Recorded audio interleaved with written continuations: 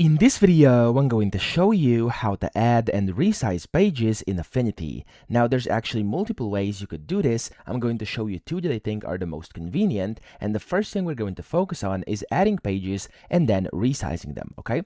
So the first thing you have to do is you go to File up top left. And what you could do, one way is click on New, select your page size. I'm going to do A4 and click on Create Document.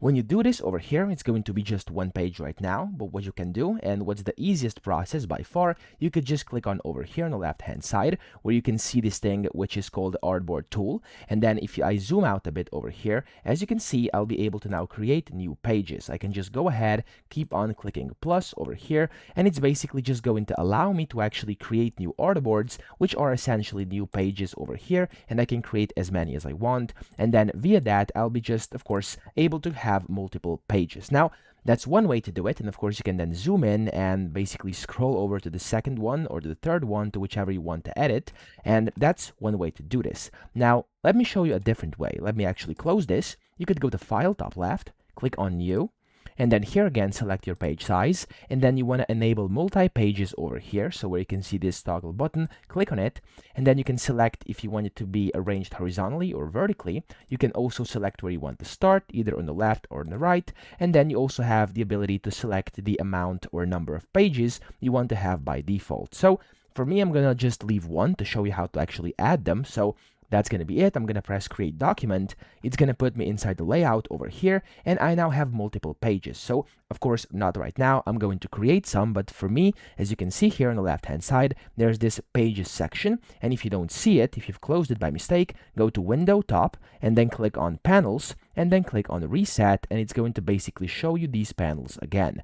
Here, you now have one page, so there's just one page for me. Like the number of pages you want. I'm gonna just do one over here, and then I'm gonna do page 2, and then I'm gonna click on OK.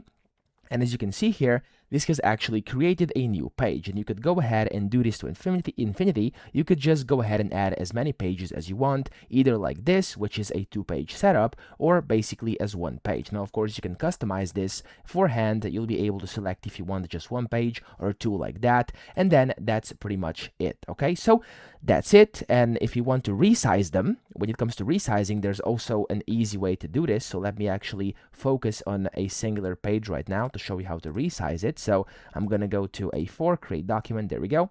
You want to go to up top, click on Document, click on Setup, and then click on Document Setup.